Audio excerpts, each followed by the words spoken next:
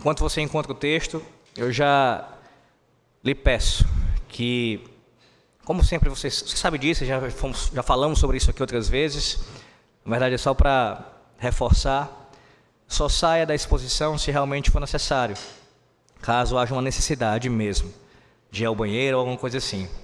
Porque como é o último sermão dessa série, algumas questões bem importantes serão relembradas ao longo dele, especialmente no final, e a questão principal, que é o versículo 19, será abordado, se Deus assim nos permitir hoje, assim espero. Bem como também esse sermão, não diferente dos demais, mas provavelmente esse de hoje tende a ser mais longo, então eu peço a sua paciência, por favor. Efésios capítulo 5, versículo 18, até o versículo 21. Lembrando que o nosso texto é o versículo 19, especialmente o versículo 19. Entrando já no 20 também hoje, talvez no 21 algum comentário farei, mas 19 e o 20 também, nessa exposição. A leitura do 18 ao 21, assim diz o Senhor.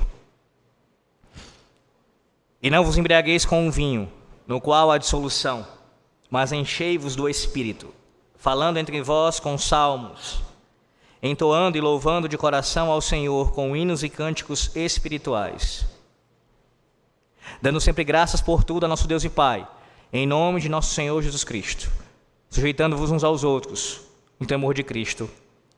Amém. Meus irmãos, pela manhã o nosso tema foi a suficiência do saltério. E ficou faltando o último ponto que eu abordaria pela manhã, mas não foi possível devido ao tempo já ali exíguo. Pois bem, o último ponto que eu trataria acerca da suficiência do saltério, na verdade, era uma objeção que também é levantada acerca dessa proposição. Nós defendemos que o saltério ele é suficiente para ser usado como manual de louvor no culto solene. Este é o inário que Deus inspirou e entregou ao seu povo, e nós devemos usá-lo. E um argumento que eu trabalhei bastante pela manhã foi esta suficiência, vista especialmente no fato de que o saltério ele proclama Cristo completamente, bem como toda a sua obra. Além disso, o saltério também está cheio de toda a teologia bíblica. O conselho de Deus é exposto inteiramente também no saltério. De tal forma que nós podemos afirmar que o saltério é como se fosse uma mini Bíblia. Mas ainda assim há aqueles que levantam questionamentos acerca dessa suficiência e dizem que eles não, ou no caso o saltério não é suficiente. E uma objeção que é suscitada acerca disso é exatamente o fato de que dentro do cânon bíblico, ou seja, fora do saltério, pensando agora no restante do cânon bíblico, existem cânticos que são mencionados tanto no Antigo Testamento quanto também no Novo Testamento. E não, eu não estou aqui fazendo referência nesse momento aos supostos fragmentos de cânticos que aparecem no Novo Testamento, segundo alguns comentaristas. Há quem defenda isso, que há fragmentos de cânticos em passagens bíblicas, como em Efésios, em Filipenses e outros também, Timóteo, enfim. Mas o meu ponto aqui não é esse. Eu mesmo já falei que essa argumentação, ela é no mínimo questionável. Não há um consenso entre os eruditos sobre se de fato esses fragmentos eram cânticos usados pela igreja. Mas, tirando esse caso, não há dúvidas que há sim cânticos que são mencionados. Cânticos. O Antigo Testamento mostra isso nos profetas, mesmo antes dos profetas. Então, sim, há cânticos fora do saltério. E aí, levanta-se a objeção. Bem, como o saltério pode ser suficiente para o culto solene, uma vez que você tem cânticos fora do saltério? Isso não seria uma demonstração da sua insuficiência? Assim eles argumentam. Bem, a primeira coisa que nós temos para responder a isso, e aqui já lembrando a você que ouviu desde o início dessa nossa minissérie, dentro da grande série de Efésios, esse argumento ele não serve para fundamentar o uso de hinos não inspirados. Sim, ainda que nós ponderemos acerca dessa questão, e temos que de fato ponderar, esses cânticos fora do saltério, mas presentes no todo do cânon bíblico, não servem para justificar a prática de inódia não inspirada no culto solene.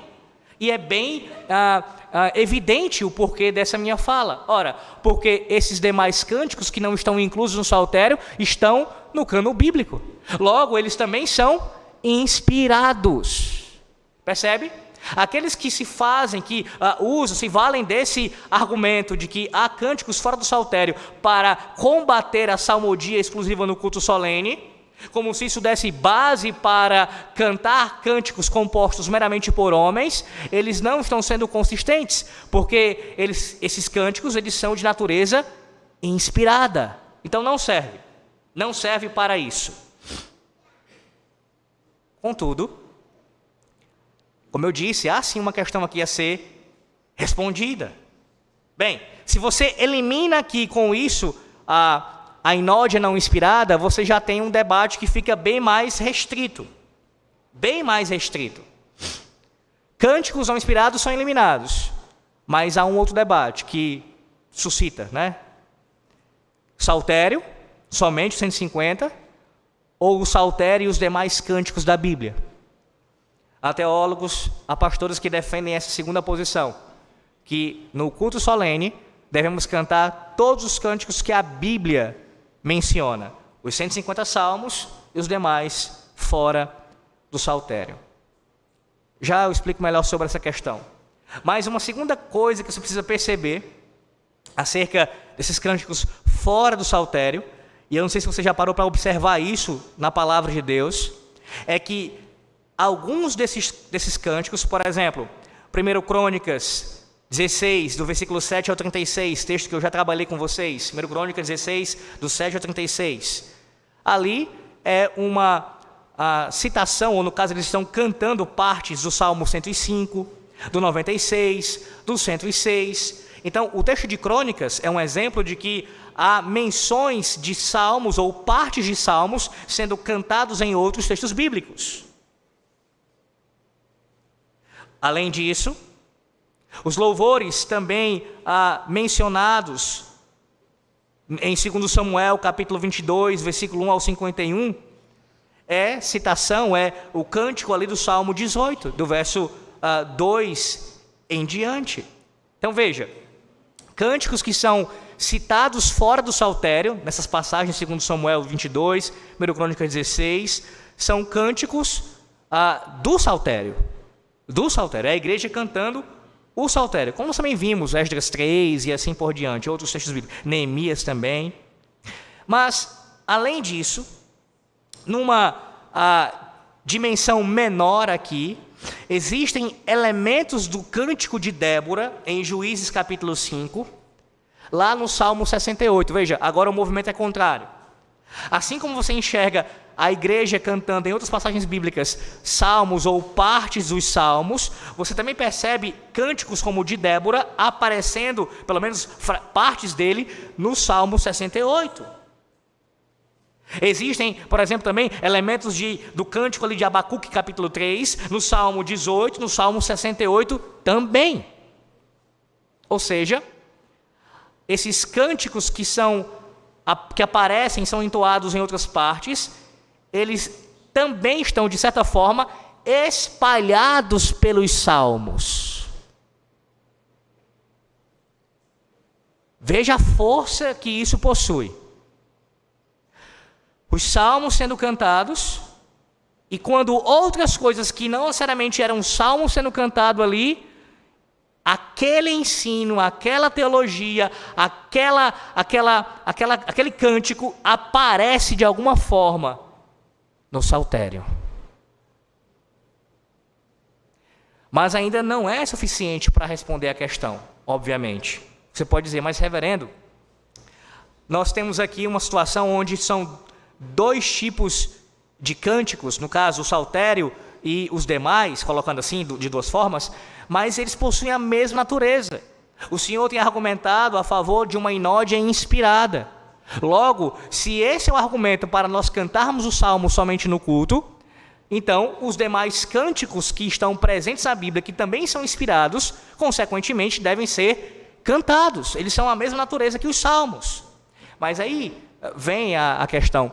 O nosso argumento a favor da salmodia exclusiva no culto solene não se embasa apenas no fato da natureza do saltério. Não é somente pelo fato do saltério ser inspirado. Este não é o único argumento para cantarmos os salmos no culto solene.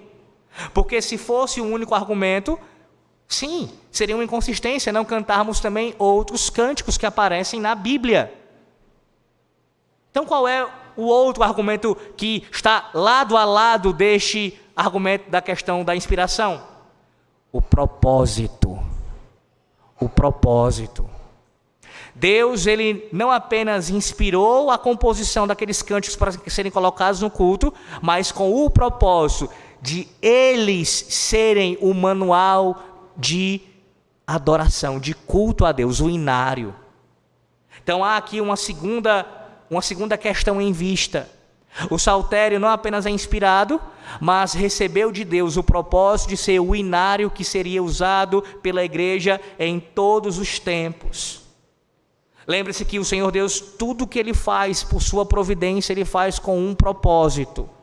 Quando Deus conduz aqueles homens, Asaf, começando por Davi, Asaf, Jedutum, Emã e outros, a comporem esses cânticos, Ele estava intencionalmente reunindo ao longo dos tempos, um grupo de louvores que ficasse ali, que formasse um único inário. E nada que não foi colocado neste inário, ainda que inspirado, serviria para o uso no culto solene. Mas como é que a gente justifica isso, pastor? Ora, pelo que eu já apresentei a vocês nos sermões passados. Toda vez que você tem uma menção de uma reforma litúrgica acontecendo no meio do povo da aliança, como foi no caso do rei Ezequias, lá em 2 Crônicas capítulo 29, o rei Ezequias, quando promove a reforma litúrgica, a reforma da nação, através do culto, começando pelo culto, ele não recorre aos cânticos fora do saltério, ainda que inspirados. Ele diz, nós cantaremos as palavras de Davi e de Asaf. Sim, eu recorro mais uma vez a esse texto, porque esse texto não apenas exclui a inódia não inspirada, mas também exclui qualquer outra coisa que não seja o saltério. Percebe? Toda vez que uma reforma foi feita litúrgica, o saltério voltou a ser, ou foi trazido de volta para ser cantado como o inário da igreja. Sim, ainda que estes cânticos sejam inspirados pelo Santo Espírito, os que são fora do saltério, nos demais textos da Bíblia, eles não foram compilados no saltério. E, evidentemente, foram compostos e cantados por um propósito específico, ao invés de um uso perpétuo. Há um comentarista que fala isso muito bem, escute o que ele diz. Até a coleção final e o fechamento do saltério, juntamente com o restante do cânon do Antigo Testamento, provavelmente durante o tempo de Esdras e Neemias, a questão do uso exclusivo de qualquer livro de cânticos está fora de lugar. O saltério não foi fechado até o cânon do Antigo Testamento ser fechado. Recorrer à existência desses cânticos como uma objeção à salmodia exclusiva faz aproximadamente tanto quanto ou tão pouco sentido como recorrer a passagens como 1 Coríntios 5:9 e Colossenses 4:16 para a autoridade para pregar a partir de materiais não canônicos, porque aparecem citações desses textos, irmãos, de material não canônico. Livremente concedemos que alguns cânticos foram cantados no culto veterotestamentário, os quais não foram finalmente incluídos no saltério. Assim como concedemos que Paulo escreveu algumas cartas, as quais funcionavam de forma autoritária na igreja, mas que não foram finalmente incluídas no cânon da Escritura, como ora o temos. Então veja, ele admite a possibilidade que sim, é possível que alguns desses cânticos inspirados tenham sido usados de forma temporária no culto solene. Mas ainda assim, veja, eles não foram recomendados, quando eu citei aqui Ezequias, um exemplo disso, e outros, para serem usados para o uso perpétuo da igreja. Não, não são. Mas apenas por aquele uso temporário. Uma demonstração disso também é o fato de que eles estão espalhados através do cânon, e não reunidos num só lugar. E sim, se você tem acompanhado bem as exposições, você já parou para pensar e deve ter entendido isso. o movimento divino em sua providência em usar homens durante um bom tempo ali para compor e depois outros para compilar e reunir num só lugar, num só inário, certos cânticos, não é algo de só menos importância. Deus tinha um propósito com isso. E se ele não fez isso com outros cânticos, ainda que inspirados, qual é a inferência disso? No caso o Senhor, não tem propósito em reunir esses cânticos para serem usados no culto, ainda que tenham sido registrados e guardados no cânon. Trazem sim instrução, são sim palavra de Deus, devem ser pregados no culto solene por ser a palavra inspirada do Senhor, mas não fazem parte do inário da igreja de Cristo. Não, nós não defendemos um tipo de diferença de inspiração. O saltério é mais inspirado do que o restante do cânon bíblico. Isso é falacioso falar isso contra nós. Toda a Bíblia é inspirada por Deus. Igualmente, o saltério não é mais inspirado. Em termos de natureza, os saltérios e mais cânticos são iguais, são palavras de Deus. Mas em termos de propósito, são distintos. O propósito para o saltério era ser usado no culto solene. Deixa eu falar uma última coisa sobre isso antes de avançar. Recentemente, eu até falei pela manhã já duas coisas que eu recebi, mais uma que eu recebi. Esses dias, não sei se porque as pessoas estão acompanhando as exposições, aí me mandam algumas coisas. Eu recebi uma publicação de um pastor, também um outro pastor, que até onde eu o vejo, parece ser um homem fiel, que prega o Evangelho de Cristo e parece ser bem firme. Mas que, infelizmente, pelo que eu vi ali na publicação, está promovendo ou promoverá uma defesa de uma espécie de salmodia exclusiva ampla. Escute o termo. Salmodia exclusiva ampla. Quando você ouve isso, eu espero que a sua reação não seja menos do que escutar: ele é um gigante anão, ou ele é um solteiro casado. É uma contradição de termos, meus irmãos. Salmodia exclusiva ampla, isso é uma contradição em si mesmo. Se é salmodia, como eu expliquei pela manhã, nós nem usaríamos, nem foi usado esse termo durante muito tempo de exclusividade. Salmodia por si só já diz o que nós cremos. Nós cremos que os 150 salmos devem ser cantados no culto. Quando falamos de exclusividade, é uma ênfase em cima destes 150. Agora, exclusiva ampla.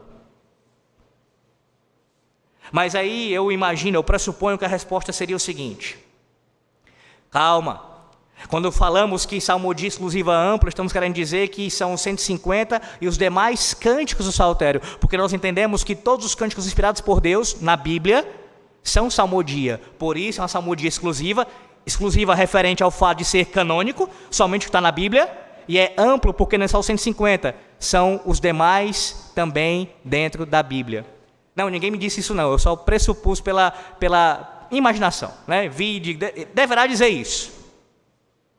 Ainda assim é problemático, porque pelo fato de que você desconstrói já um termo teológico já estabelecido, com falta de recursos para querer defender a sua doutrina de cânticos inspirados, ou seja, os 150 e os demais, acaba desconstruindo uma doutrina já estabelecida. Mas não somente por isso. O fato principal é a questão de que esses demais cânticos, como eu já mostrei, não foram escritos com o propósito de serem usados no culto solene. Uma segunda questão, e aqui a gente avança. Talvez você se pergunte: mas reverendo, e o que dizer então da salmodia inclusiva? Eu já ouvi esse termo, eu já li um pouco sobre isso, já vi pastores falando a respeito. E aí, a salmodia inclusiva? Bem, esse termo salmodia inclusiva, os seus defensores usam em que sentido? Eles dizem assim: eu não defendo os 150 salmos como exclusivos para o culto solene. Eu defendo que devem ser cantados no culto, devem ser incluídos no culto. Então a gente canta os hinos, né, que eles chamam de hinos, cânticos aí, enfim, vários cânticos, e nós incluímos os salmos no culto solene. Bem, à luz do que eu já expliquei para vocês, esses sermões todos, Eu espero que você não venha a chegar a essa conclusão que isso fosse possível. A salmodia inclusiva, ela está dizendo basicamente o seguinte: cantaremos os louvores do Espírito Santo e cantaremos no culto solene os hinos que os homens compuseram. É isso. Eles equiparam, na prática é isso, os 150 salmos inspirados com os cânticos não inspirados, como se tivessem o mesmo peso, o mesmo valor. Além disso, ao longo da história da igreja, e aí eu peço que você estude sobre isso, se tiver algum tipo de pedido de recomendação, eu posso lhe fazer posteriormente.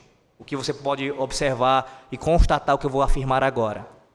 Toda vez que na história da igreja os salmos competiram com hinos que os homens compuseram, a igreja se afastou da verdade de cantar os salmos. Os hinos dos homens ganharam mais espaço que o cântico dos salmos. E assim roubaram o seu lugar no culto solene. Em outras palavras, não há espaço para os dois competirem. Não há espaço para os dois ficarem juntos no culto, sendo cantados juntos. Não há. Um vai fazer com que o outro venha a sucumbir. E a história mostra que quem sucumbe, via de regra, é a salmodia. Quando o homem se afasta da vontade do Senhor. Não é exatamente essa a nossa realidade? Ou você acha que sempre foi assim, falando de IPB?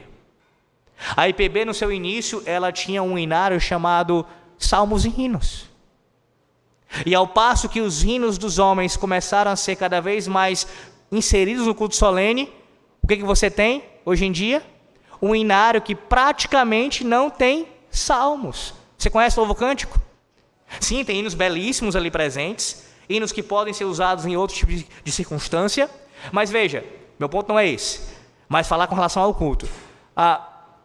Tem praticamente, eu não lembro agora de cabeça quantos, mas poucos trechos de salmos ali no Novo Cântico.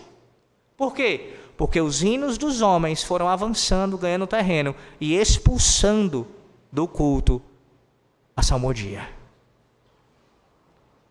Não existe salmodia inclusiva. Existe o que Deus ordenou. Deus ordenou para o seu culto o cântico dos salmos.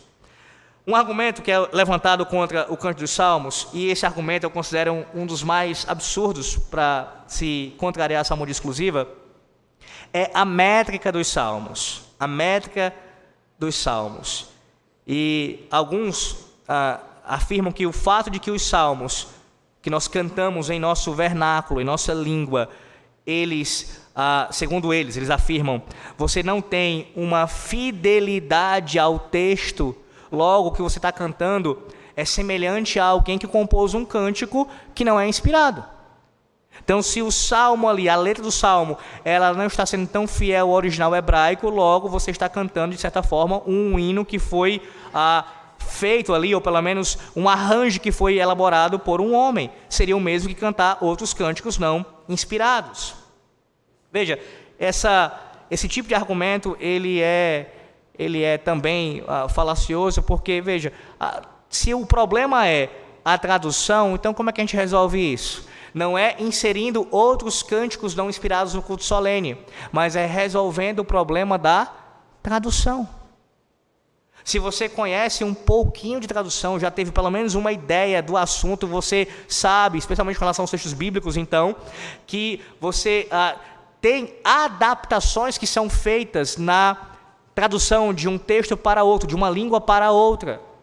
Por mais que se busque ser fiel, e tem que ser fiel, claro, ao texto bíblico, o mais próximo do sentido original, sim, mas isso ainda assim envolve um processo árduo, difícil de fazer essas adaptações. Isso não significa dizer que houve necessariamente deturpação na tradução.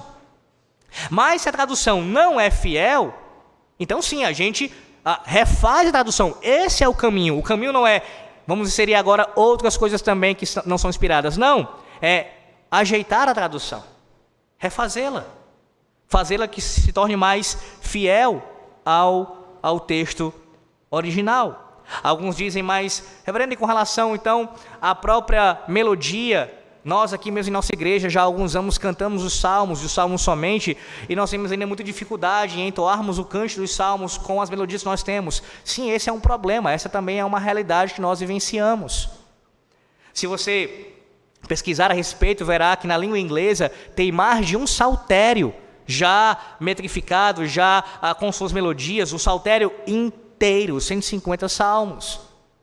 Até porque eles estão muito mais avançados do que nós. Há séculos eles cantam os salmos em inglês. Refiro-me aqui aos países de língua inglesa. O nosso país ainda está muito distante, está. A Comissão Brasileira de Salmodia tem trabalhado nisso e louvado seja Deus por isso, tem. Mas nós precisamos de mais homens que possam se engajar nesse trabalho. Todos nós orando por isso e os que podem se envolver, que se envolvam para ajudar nesse trabalho.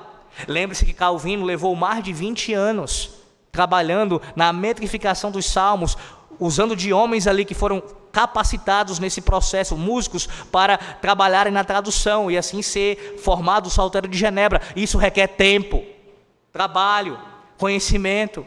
E não a falta de um inário melhor, no caso de uma tradução melhor, de melodias melhores, não justifica fazer o que Deus não ordenou. É o mesmo argumento daquele que diz com relação àquela história há um lugar distante e ali chega um pastor missionário para pregar o evangelho e eles não têm pão, eles não têm vinho, então a saída será ministrar a ceia do Senhor com outros elementos. Vamos substituir os elementos que Cristo ordenou para que possamos assim cear no culto solene. Não. Se você não tem como de maneira nenhuma fazer, não faz. Louvado seja Deus, porque não é o nosso caso. A despeito de nossas dificuldades, nós temos sim já alguns salmos para podermos cantar no culto solene. E se não tivéssemos um sequer, que não tivesse nenhum canto no culto. Isso é ser consistente com o que você crê. E não inserir no culto solene com a desculpa de que não temos isso, vamos colocar isso. Repito, fogo estranho. Apresentar o que Deus não ordenou. Poderia passar muito tempo falando sobre isso ainda, mas eu preciso avançar. Vamos para o nosso ponto principal dessa noite, que é o do nosso último sermão. O texto em si. Veja o versículo 19. Esse versículo, assim como Colossenses 3,16, e lembre-se, Colossenses 3, o capítulo 3, do versículo 1 ao 17, foi o nosso texto da chamada da oração. Esses versículos, 19 aqui e o 16 lá, do capítulo 3 de Colossenses, são textos utilizados por aqueles que não defendem essa salmodia exclusiva. Eles olham para esses versículos e dizem, o apóstolo Paulo nos ordena a cantar salmos, hinos e cânticos espirituais.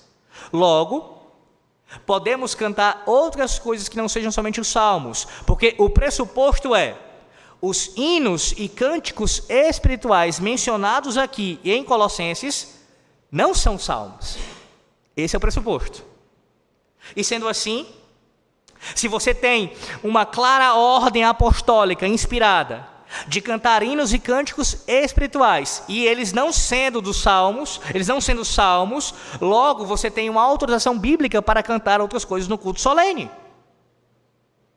Sem sombra de dúvida. Se isso fosse verdade, se os hinos aqui mencionados e os cânticos espirituais também não compusessem o saltério, nesse texto e em Colossenses, nós teríamos sim base para tal coisa, para tal prática. Mas por que eu trabalhei até agora, chegando nesse sexto sermão, mostrando para vocês a teologia do saltério, a sua estrutura e as bases da salmodia? Para que você tivesse um pano de fundo acerca do que a Bíblia diz sobre o Cântico dos Salmos. À luz de tudo que você ouviu até esse momento, nesses 5 sermões, e agora nesse sexto, você tem como olhar para o 19 aqui e Colossenses 3,16 e entender isso de uma outra forma, com essa luz que lança sobre esses textos, ainda que você não tenha o entendimento adequado da passagem, não sabe responder adequadamente até o momento, ainda assim você tem como dizer que esses textos estão falando algo diferente do que você ouviu até o momento. Bem, se eles estiverem falando, nós temos que desconstruir tudo que foi ensinado até o momento. Tudo que foi ensinado até agora. Como é que a gente entende esse texto? A primeira coisa eu quero que você tenha em mente, para você começar a compreender o versículo, é que você tem que ter o cuidado para não imprimir uma definição contemporânea ao texto. Sim, não se deve cometer o erro, que é um erro comum na interpretação desse versículo aqui, de importar o nosso significado do uso moderno da palavra, ou das palavras aqui, hinos e cânticos espirituais.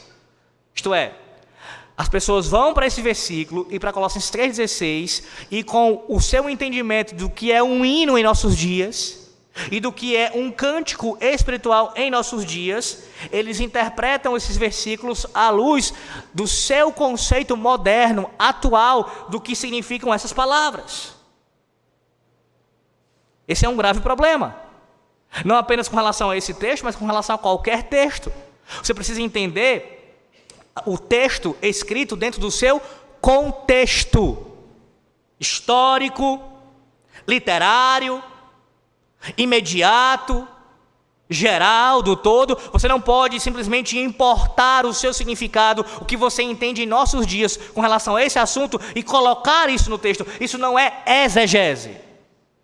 Exegese, esse termo técnico usado pelos teólogos e pelos pastores, você já ouviu a explicação disso, é extrair do texto, é retirar do texto o que o texto diz, o seu sentido original. Isso daqui é o que é chamado de exegese, que é impor ao texto, colocar no texto o que o texto não diz. E a única forma de nós determinarmos o real significado do que o apóstolo Paulo quis dizer aqui, meus irmãos, é determinar como esses termos foram usados pelos cristãos de língua grega no primeiro século. Veja, quando nós interpretamos a terminologia usada pelo apóstolo Paulo em suas epístolas, há certas regras de interpretação que nós precisamos observar. Primeiro, ainda para você entender o versículo, o pensamento religioso e a cosmovisão do apóstolo Paulo era essencialmente a mesma do Antigo Testamento, a mesma que Cristo possui, e não a do paganismo grego. Em outras palavras, o primeiro lugar onde devemos buscar auxílio para o entendimento dos termos religiosos que o apóstolo Paulo utiliza é no Antigo Testamento.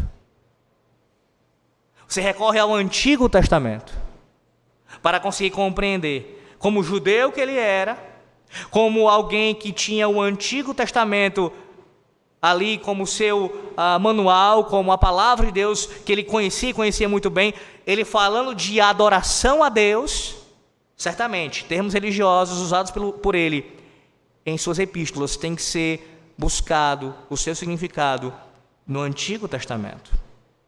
Segundo lugar, também é importante ter em mente que as igrejas que o apóstolo Paulo fundou na Ásia consistiam de judeus convertidos, gentios prosélitos do Velho Testamento, tementes a Deus, chamados assim, e gentios pagãos. E essas igrejas, que é o caso também de Éfeso, possuíam a versão grega do Velho Testamento, chamada de Septuaginta. A Septuaginta, como alguns já devem ter ouvido falar, é a tradução do Antigo Testamento hebraico para o grego.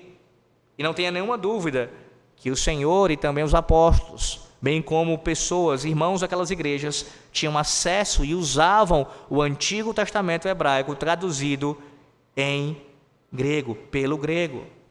Isso lança luz, certamente, a essa questão aqui. Não tenha nenhuma dúvida quanto a isso. Quando você vai para a Septuaginta, o Antigo Testamento em grego, você observa ali que os 3 termos que o apóstolo Paulo utiliza em grego aqui em Efésios, para salmos, para hinos e cânticos, claramente se referem ao saltério do Antigo Testamento. Há um outro teólogo que diz o seguinte sobre isso, comentando: a palavra salmos em grego no Antigo Testamento, traduzido na Septuaginta, ocorre 87 vezes. Dessas vezes, 78 aparecem nos próprios salmos, sendo que 67 são títulos dos salmos. Da mesma forma, o título da versão grega do saltério, ou seja, o Terrilim em hebraico, livro dos louvores, o livro no grego, o título no grego, a palavra que aparece lá é a mesma que aparece aqui em Efésios 5. Já a palavra hinos, a palavra grega para hinos, ocorre 17 vezes na Septuaginta, 13 das quais estão nos salmos, sendo 6 delas nos títulos. Em 1 Samuel, em 1 Crônicas e 2 Crônicas e Neemias, há cerca de 16 exemplos nos quais os salmos são chamados hinos. Os salmos chamados de hinos ou cânticos. E o cântico deles é chamado cantar louvor. E o termo para cântico também ocorre umas 80 vezes na Septuaginta, 45 das quais nos salmos, 36 no título dos salmos. Há um outro teólogo, e esse batista, escute bem, John Gill, vou citar até o nome aqui, John Gill, batista, comentando esse texto aqui de Efésios 5:19. Na verdade, tanto ele como Colossenses 3 se encaixam nisso daqui. Ele diz assim, John Gill, puritano: por salmos, temos os salmos de Davi e de outros que compuseram o livro que leva esse nome. E por hinos, nós entendemos, são estes que são feitos por... não estes que são feitos por bons homens, sem a inspiração do Espírito de Deus, uma vez que eles estão postos entre os salmos e os cânticos espirituais. Guarde isso, tá? Vou tratar essa questão mais exegética ainda.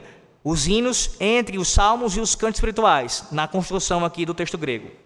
Vamos lá. Ele diz assim, feitos por homens inspirados pelo Espírito Santo, e estão postos no mesmo nível deles, e devem ser cantados juntamente com eles, para a edificação das igrejas. Porém, este é simplesmente outro nome para o livro dos salmos. O título corrente, que poderia muito bem ser o livro de hinos. E o salmo que nosso Senhor cantou com o seu discípulo após a ceia é chamado de um hino. E assim são os salmos em geral chamados de hinos. Além disso, o termo aqui espiritual que ele cita, eles são chamados de espiritual porque eles têm ligação com o Espírito Santo. Eu vou explicar essa ligação com o Espírito Santo. Mas agora vamos ver a questão de forma mais exegética. Vou lá para Colossenses 3. Colossenses 3, para você entender isso à luz do próprio texto bíblico também, o seu desenvolvimento. E por que Colossenses 3? Você sabe que Colossenses, ela é uma carta assim chamada carta espelho de Efésios. O apóstolo Paulo, enquanto em Efésios ele trata da doutrina da igreja de Cristo, em Colossenses ele foca na pessoa e na obra de Cristo. Mas há vários textos correferentes nessas duas cartas. Agora, vamos para Colossenses 3 e comecemos a ver esse desenvolvimento, para você entender o desembocar aqui do versículo 16 de Colossenses 3, e depois voltando lá para Efésios 5:19, ao final dessa explicação aqui em Colossenses 3. Observe o versículo de número... Volte um pouquinho, Colossenses 2, versículo 3. Colossenses 2, versículo 3, veja aí. Em Colossenses 2, versículo 3, Paulo diz assim: em quem todos os tesouros da sabedoria e do conhecimento estão ocultos. Paulo usa essa fala aqui, se referindo a Cristo, como sendo aquele em quem toda a sabedoria está presente. Ele faz um contraste nessa carta entre a sabedoria de Cristo com a sabedoria dos falsos mestres.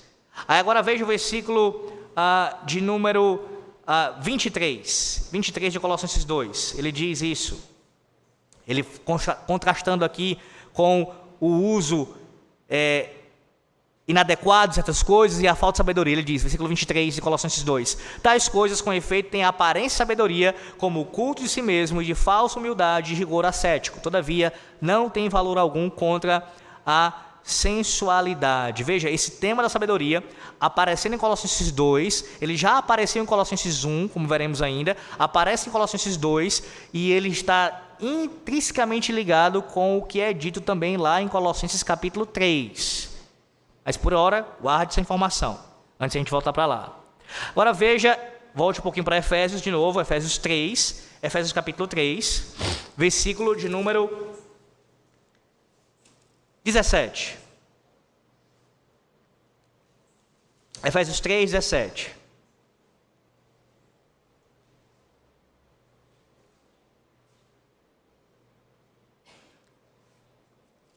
Ele vai dizer assim: e assim habite Cristo no vosso coração, pela fé, estando vós arraigados, alicerçados em amor. Aqui Paulo se refere à presença prevalecente de Cristo no homem interior. E este paralelo aqui, meus irmãos, sugere que a palavra de Cristo, que aparece lá em Colossenses 3,16, ela deve ser a influência predominante nos crentes. Veja isso, Colossenses 3,16. Ele diz assim: habite ricamente em vós a palavra de Cristo. Você está vendo, né? O texto de Efésios 3 fala, Efésios 3,17. E assim habite Cristo no vosso coração, pela fé, sendo vós arraigados, alicerçados em amor. Aí Colossenses 3,16. Habite ricamente em vós a palavra de Cristo. Instruí-vos e aconselhai-vos mutuamente em toda a sabedoria, louvando a Deus. Ele segue com relação à questão dos cantos que nós ainda veremos. Então veja os paralelos aqui: sabedoria, mencionados esses textos, sendo um alvo do crente, o crente ter isso, receber isso daquele que é a própria expressão da sabedoria, e o próprio Cristo habitando nos crentes por meio do seu Santo Espírito. E no caso lá de Colossenses 3, mostrando que essa habitação se dá através da sua palavra. Da sua palavra. Colossenses 3 ainda, versículo 15. Volte só um pouquinho, versículo 15, Colossenses 3. Veja o que é dito. Seja a paz de Cristo o árbitro em vosso coração, a qual também foste chamados em um só corpo, e sede agradecidos. Ou seja, a paz de Cristo aqui, ela deveria ser uma influência predominante na vida dos crentes. O mesmo que ocorre com a habitação da palavra de Cristo. O ensino e a admoestação, lá de Colossenses 3,16, eles se referem, meus irmãos, provavelmente, eles falam aqui da maneira pela qual essa palavra ela iria ser experimentada por eles, ou mais ainda provavelmente como um instrumento. Nesse caso, a palavra de Cristo, ela habita nos crentes e assim evidencia esse ensino e essa admoestação pelas quais eles são alvo. Mais uma vez aqui, ainda falando de Colossenses, volte para o capítulo 1, versículo 9. Capítulo 1, versículo 9, veja. Paulo diz: por esta razão também nós, desde o dia em que o ouvimos, não cessamos de orar por vós e de pedir que transbordeis o pleno conhecimento da sua vontade, em toda a sabedoria e entendimento, veja, espiritual. Sabedoria e entendimento espiritual. Paulo, no início da carta de Colossenses, fez uma oração, aqui é uma oração do apóstolo Paulo, para que os colossenses fossem cheios disso. Cheios de quê, pastor? Cheios de sabedoria e entendimento espiritual. E aí lá no capítulo 3, dando esse salto, ele fala da palavra de Cristo habitando dentro dos crentes. E os crentes tendo sabedoria, sendo instruídos e admoestados. Eu quero que você veja a correlação. Paulo faz uma oração que ele entende que no seu desenvolvimento da carta, que essa oração ela é respondida no fato de que os crentes, eles têm a palavra de Cristo habitando dentro deles. Somente assim eles poderiam ser sábios. Somente assim eles poderiam cumprir o que Paulo orou a Deus, pediu a Deus. É dessa forma. É dessa maneira. Mas ainda continuando acerca desse assunto, da questão dos termos aqui. Verena, mas como é que a gente pode provar que de fato esses salmos, ou esses títulos aqui, são referentes ao saltério? Bem, eu disse que há várias menções dos títulos gregos lá no Antigo Testamento, na tradução Septuaginta. Só que mais precisamente, há dois salmos, o 66 e o 75, o 66 e o 75. Esses dois salmos, na versão grega, na tradução para o grego, logo nos seus títulos aparece exatamente, lado a lado, as três expressões em Colossenses 3,16 e Efésios 5,19. Eu sei que isso não tem como você ver agora, mas se você quiser, depois eu posso enviar. Os três títulos aparecem no Salmo 66 e 75 no grego, assim como aparece aqui em Colossenses 3,19. Colossenses 3,16 e Efésios 5,19. Veja como não é nada absurdo você chegar à conclusão, começando daqui, tá? De que Paulo tem em mente sim o saltério.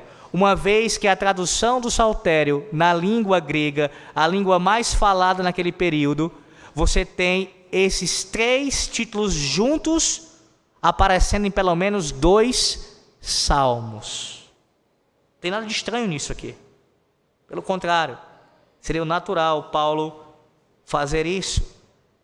As três palavras em Colossenses, meus irmãos, elas aparecem no plural, você pode ver isso. E por que ela aparece no plural? A ideia é que o apóstolo Paulo aqui, ele tem a intenção de fazer uma menção a todo o corpo do saltério. Além disso, o Salmo 66 e o Salmo 75, vamos para eles, você vê isso lá. E não perca de vista a questão de sabedoria. Eu falei sobre isso, deixei um pouquinho de lado aqui para a gente avançar, mas não perca isso de vista. A sabedoria de Cristo, o próprio Cristo habitando dentro dos crentes. O Salmo 66, fique com ele aberto aí, e também o 75. Nós não estamos diante de nós agora o texto em grego, no caso a tradução para o grego, mas vou tentar mostrar isso para vocês aqui. O 66, veja o título dele. Ao mestre de canto, cântico, salmo. Você vê a palavra aqui mencionada 2 vezes, canto, cântico e salmo. Pronto, no grego, os 3 termos aqui são salmos, hinos e cânticos espirituais. A mesma coisa ocorre lá no Salmo 75, lembrando, no grego, irmãos.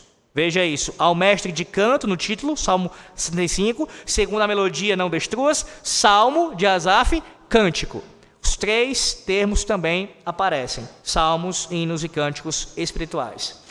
Além disso, esses 2 salmos, eles falam de promessas escatológicas referentes à vinda dos gentios para o povo da aliança. Note isso. Os 2 salmos proclamam a vinda dos gentios ao povo da aliança. O 66 é bem claro com relação a isso. E o que é que o apóstolo Paulo trabalhou em Colossenses? Pastor, eu só estou com Efésios na cabeça. Em Efésios, lá no capítulo 2, você lembra? De ambos os povos fez um só, judeus e gentios, fazendo assim um mesmo povo em Cristo, reconciliando-os, promovendo a paz entre eles. O tema da salvação dos gentios é abordado por Paulo em Colossenses e é abordado por Paulo também em Efésios. Temas esses que são anunciados nesses salmos que têm esses 3 títulos. Seria estranho então o apóstolo Paulo, quando falasse de cântico, se referisse a esses salmos? No caso, ao saltério como um todo, a partir desses 2 salmos? Claro que não. Seria mais do que natural ele fazer isso. Em segundo lugar, um segundo argumento para isso, para você entender que aqui são os títulos dos salmos.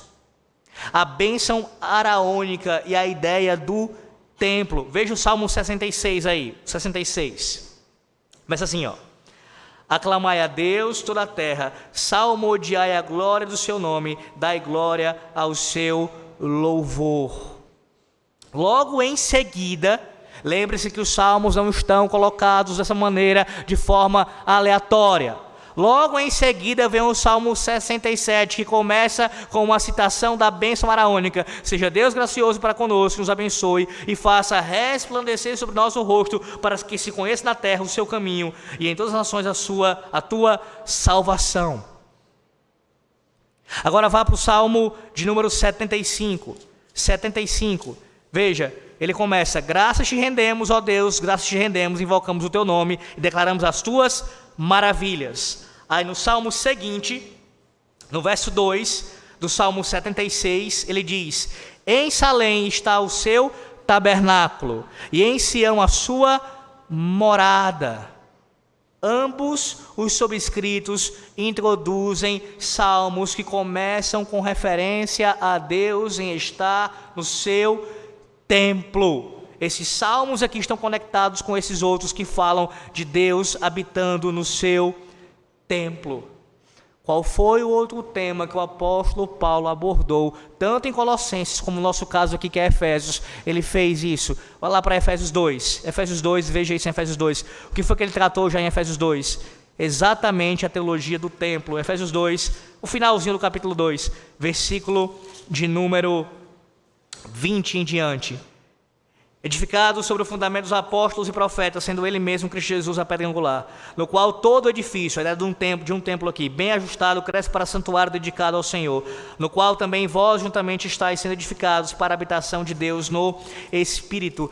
Deus uniu judeus e gentios em um só povo, e este povo aparece como uma das figuras, sendo um templo, onde Deus habita com a sua presença santa. Sim, Deus habitando no meio do seu povo, sendo o seu povo um templo, é um ensino de Paulo em Efésios e em Colossenses. Mais o que é isso? Lá em Efésios ainda, vá para o capítulo 5, que é o nosso texto, Efésios 5, veja o que é que Paulo diz no versículo 18: e não vos embriagueis com o vinho no qual há dissolução, mas enchei-vos do Espírito. Há comentaristas que entendem que esse texto aqui no versículo 18 faz uma referência, no caso, ao enchimento de Deus, como ele fazia no templo, na antiga aliança, com a sua presença, ele enchia o templo. E aí veja o paralelo, como você pode pensar assim: mas pastor, qual é o sentido disso? Só falando que esses salmos que são subsequentes àqueles que têm os títulos, fazem menção ao templo, ao culto levítico. Qual é a conexão com isso? Ora, o versículo 18 fala: não vos embriagueis com o vinho. Dos deveres dos levitas era não servir a Deus no culto solene embriagados. Eles eram exortados por Deus com relação a isso. Irmãos, nós estamos diante de um texto bíblico, versículo 18 em diante, onde o apóstolo Paulo está aqui com as suas palavras saturadas da antiga, no caso dos textos do Antigo Testamento, da teologia de culto do Antigo Testamento. Assim como os sacerdotes, vou parafrasear, assim como os levitas sacerdotes não deveriam se embriagar com o vinho na hora de prestar culto a Deus, mas serem tomados pelo Santo Espírito, e assim como a presença de Deus inundava e enchia todo o tabernáculo, todo o templo, da mesma forma, não vos embriagueis com o vinho que a contenda, mas sede cheios, enchei-vos do Espírito. E como é que você faz isso? Como é que você demonstra que é cheio do Espírito? Cantando a Ele os cânticos que Ele lhe deu. É assim que você faz. Dessa maneira.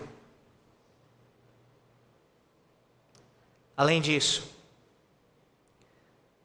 veja como Colossenses 3,16 é tão claro em falar o que são esses cânticos. Ele vai dizer, Colossenses 3,16: habite ricamente em vós a palavra de Cristo. A palavra de Cristo. Veja, da mesma forma como a sabedoria que eu falei, que eu citei aqui, ela não se origina em nós, ela vem de Deus, ela vem do alto, ela vem do próprio Cristo. Cristo, ele é a fonte completa de toda a sabedoria, e dessa sabedoria nós bebemos. Assim também, a instrução, a admoestação, através do cântico, será pela palavra de Cristo que nos enche. É a palavra de Cristo claramente expressa no Antigo Testamento por meio do saltério. Além disso, ainda também analisando a questão exegética aqui, qual é a palavra que aparece, o adjetivo que aparece aí no versículo de número 16, cânticos espirituais, assim como aparece também lá em Efésios 5:19. A palavra no grego original é pneumatikos. O entendimento aqui é que esses cânticos, eles são os cânticos do Espírito Santo. Da mesma forma como eu falei para vocês em Colossenses 1. Colossenses 1, não foi à toa que eu mandei vocês abrirem esses textos. Colossenses 1, mais uma vez, versículo 9, o final. E entendimento espiritual, em toda sabedoria e entendimento espiritual. Ou seja, Paulo ora para os colossenses serem cheios de sabedoria e cheios do entendimento que vem do Espírito, que é dado pelo Espírito. Da mesma forma em Colossenses 3,16, os cânticos aqui dados são os cânticos dados pelo Espírito. E aqui você explode a cabeça de uma vez por todas, porque se os salmos da primeira parte, você não tem nenhuma dúvida que são 150, e se os cânticos espirituais, esses cânticos são espirituais porque são do Espírito, dados por Ele, inspirados por Ele, exegeticamente, os hinos no meio não podem ser meramente compostos por homens. Porque o apóstolo Paulo estaria dando uma ordem para nós cantarmos 2 cânticos inspirados, no caso, 2 categorias aqui, e a do meio ficar como se pudesse ser feito algum outro tipo de categoria, no caso não inspirada, uma inódia não inspirada, não faria sentido. Se os salmos são 150, primeiro mencionados, e os cânticos espirituais são cânticos inspirados, necessariamente, o que vem no meio também faz parte desse bloco de hinos inspirados por Deus. Além disso, aí em Colossenses 3,16, veja como é que o texto aparece aí. Habite em vós a palavra de Cristo, aí mais na frente, louvando a Deus. No texto original, no grego, Deus aparece como o último nome do versículo. A nossa tradução aqui colocou no meio do versículo, mas o texto original aparece no final. No final, Paulo começa falando de Cristo, de uma adoração que é centrada em Cristo, que é procedente da palavra de Cristo, e termina essa menção à adoração mencionando Deus. Deus, ou seja, e ainda o pneumatikos aqui, o adjetivo usado é uma referência ao Espírito Santo, mostrando claramente aqui que a adoração a Deus ela é trinitária. Nada diferente do que nós temos ouvido, né? A teologia trinitariana do apóstolo Paulo aqui, muito bem esboçada. Cristo, o Pai é mencionado, Deus aqui, e o Espírito Santo. Só que mais do que isso, o que Paulo está ensinando para nós aqui, também, é que essa adoração, ela é centrada em Deus, e ela é de acordo com a vontade de Deus. O texto começa mencionando Cristo e termina mencionando o Pai. E no seu meio tem uma menção ao Santo Espírito indiretamente. Ou seja, toda a adoração deve ser prestada ao Santíssimo Deus, ao Deus Trino e de acordo com a sua vontade. A adoração a Deus jamais pode ser feita fora da sua vontade. E a vontade dele, nesse caso aqui, é que os seus louvores que ele mesmo inspirou sejam apresentados em seu culto.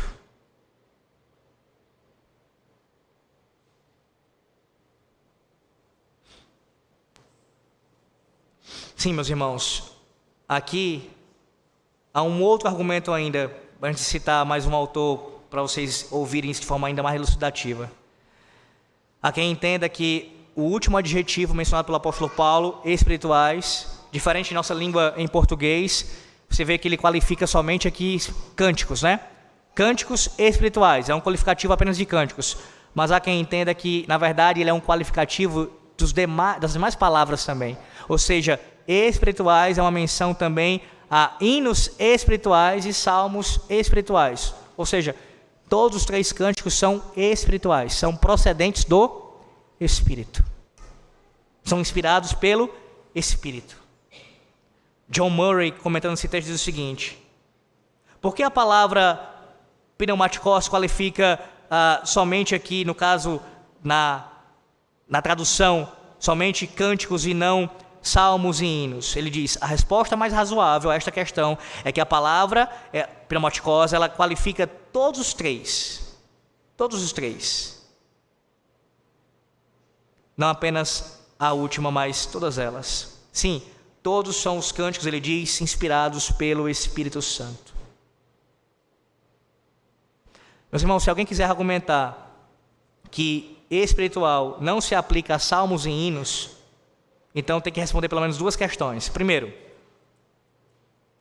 é que Paulo iria insistir, como eu já até apresentei esse argumento de forma inicial, numa inspiração para os cânticos e não para os salmos e hinos. Nesse caso, uma vez que você entendeu que os salmos são, e não para os hinos também, não faz sentido isso. Nenhum sentido. Se espiritual aqui está ligado ao Espírito Santo e é inspirado, logo, os demais também têm que ser. Em segundo lugar, dado o fato de que os salmos eles se referem a cânticos que são divinamente inspirados, não seria bíblico deixar de aplicar espirituais o mesmo sentido. Além do que, uma vez que nós já demonstramos, já tenho explicado aqui para vocês, que salmos, hinos e cantos espirituais se referem ao livro divinamente inspirado dos salmos, é apenas natural aplicar espiritual a todos estes termos. A todos estes termos.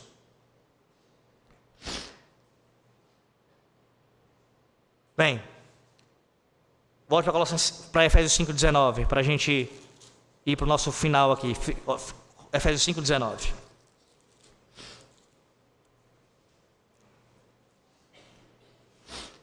Vê se ficou claro para os irmãos. Você tem aqui um texto onde o seu pano de fundo retrata uma adoração ligada ao templo da antiga aliança, Deus enchendo a sua igreja, a nova aliança que somos nós, o seu templo. Tem aqui também títulos que são mencionados como dois títulos de dois salmos na tradução do saltério hebraico para o grego. O fato de que são espirituais, são inspirados, mas veja também como fortalece esse argumento que aqui são somente os salmos, o que aparece em Efésios 4, 25, veja, Efésios 4, 25, por isso deixando a mentira, fale cada um a verdade com o seu próximo, porque somos membros uns dos outros. A mesma palavra que Paulo usa aqui para falar em Efésios 4, 25, é a mesma que ele usa em Efésios 5, 19, falando entre vós.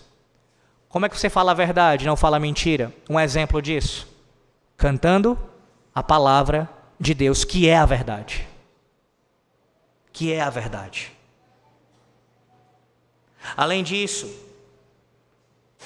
veja também Efésios 5:4, versículo 4 de Efésios, capítulo 5. Nem conversação torpe, nem palavras vãs ou chocarrices, coisas essas inconvenientes. Antes, pelo contrário, ações de graças. Versículo 20 do capítulo 5. Dando sempre graças por tudo a nosso Deus e Pai, em nome de nosso Senhor Jesus Cristo. Como é que você não tem conversação torpe, imunda, imoral? Como é que você não entrega a sua fala a coisas que são pecaminosas? Enchendo a sua linguagem de ações de graças. E ações de graças, no versículo 20, está ligado a cantar os salmos, que são a palavra de Deus. É enchendo-se da palavra de Deus, é falando, é a tua boca cheia, a tua língua cheia da Bíblia, da palavra de Deus, nesse caso aqui, do saltério sendo cantado, que você assim rende graças ao Senhor. Eu sei que uma objeção que é comum a ser levantada a essa interpretação é a seguinte: reverendo, não é possível que o apóstolo Paulo esteja falando aqui salmos, salmos e salmos. Não é possível. Então ele está dizendo isso, salmos, salmos e salmos. Veja, vá lá para Êxodo capítulo 34, Êxodo 34, versículo 7. Vamos para alguns textos aqui bíblicos para você perceber algo, ou nesse caso, observar o que você talvez já tenha visto, assim espero, na sua leitura bíblica. Êxodo 34, versículo de número 7. Veja o que aparece aqui. Que guarda a misericórdia em 1000 gerações, que perdoa a iniquidade, a transgressão e o pecado. Iniquidade, transgressão e pecado. Deuteronômio, capítulo 5. Vou já explicar o que significa, atentos para isso. Deuteronômio 5, versículo 31. Deuteronômio 5, versículo 31. Diz assim: Tu, porém, fica-te aqui comigo, e eu te direi todos os mandamentos, e estatutos, e juízos, que tu lhes há de ensinar, que cumpram na terra que eu lhes darei para possuí-la. Veja, mandamentos, estatutos e juízos. E Mateus 22, versículo de número 37. Mateus 22, versículo de número 37.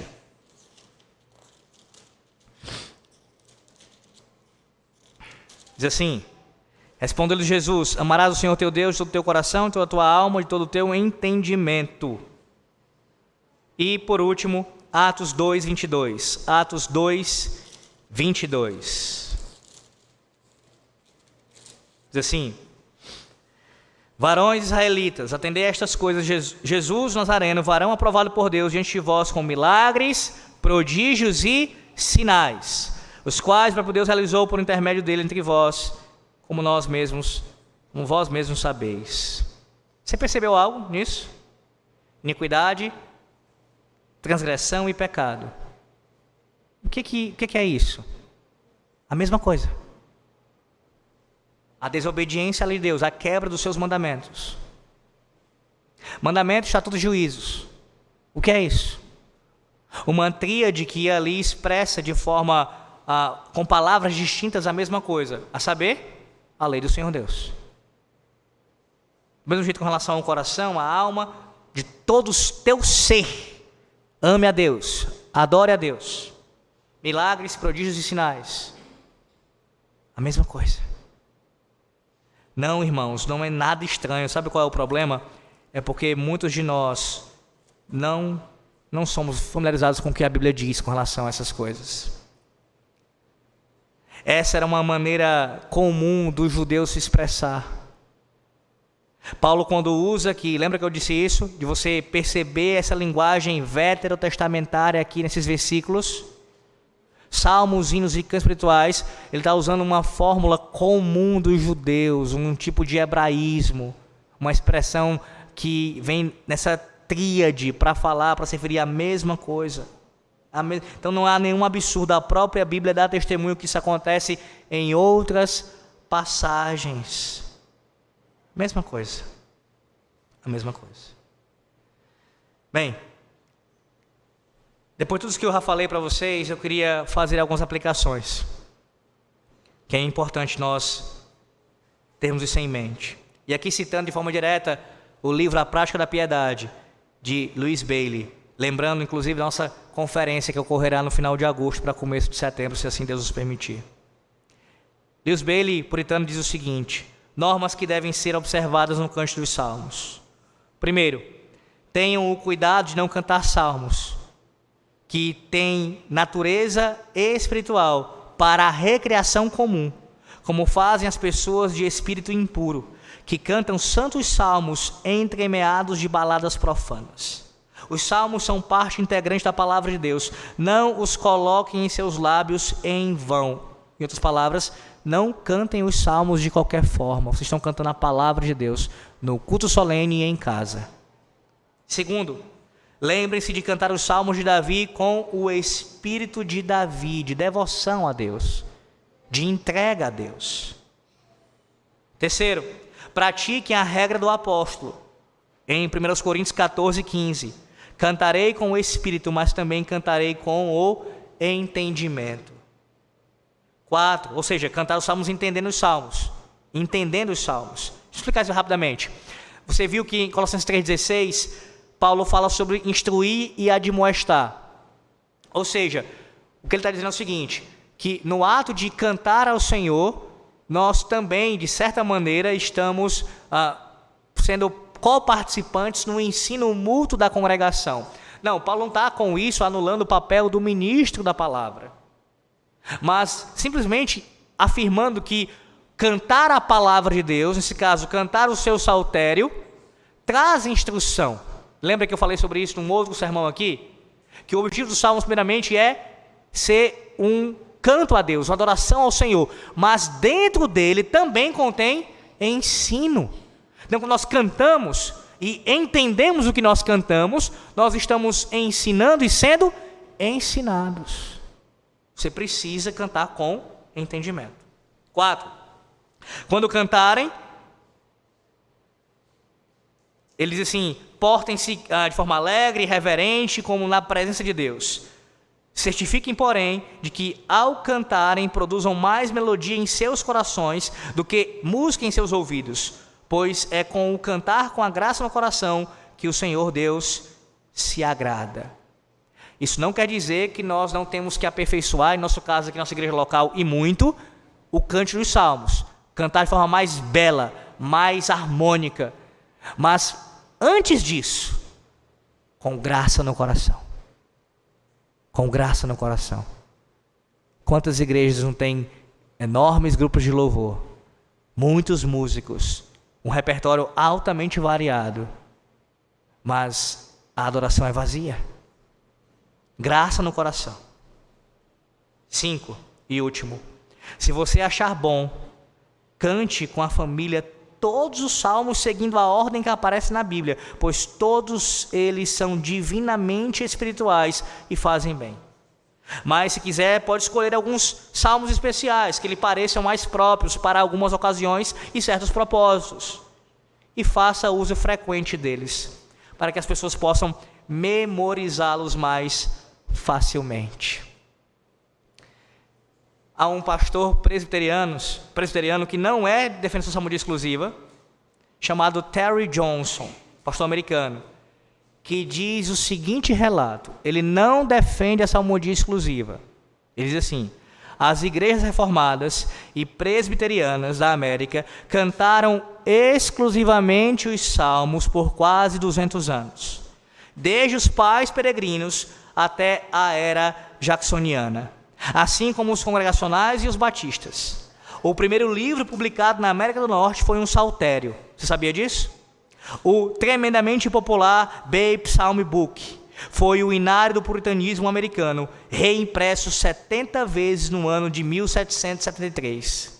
Juntamente com as igrejas presbiterianas, congregacionais e batistas, as anglicanas e episcopais celebram uma história de 300 anos de uso exclusivo da salmodia. Sabe o que é isso? Um pastor presbiteriano, mas não defensor da salmodia exclusiva, está dizendo, você pode encontrar isso no livro Por que Cantar os Salmos, o Dr. Joel Bick, o próprio Terry Johnson é um autor e o Daniel Hyde é outro, um livretinho, um opúsculozinho. Ele está dizendo, ele diz porque ele é honesto, é simplesmente isso.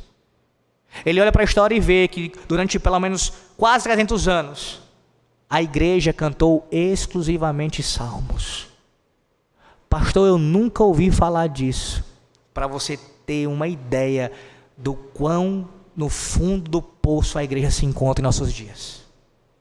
De ignorância. Não somente ele.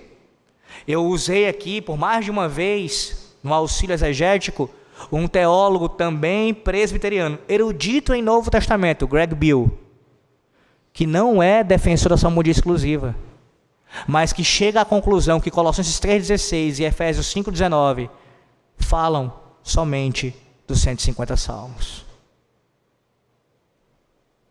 Meus irmãos, como eu falei no início dessa pequena série, não se faz teologia com apenas 2 dedos.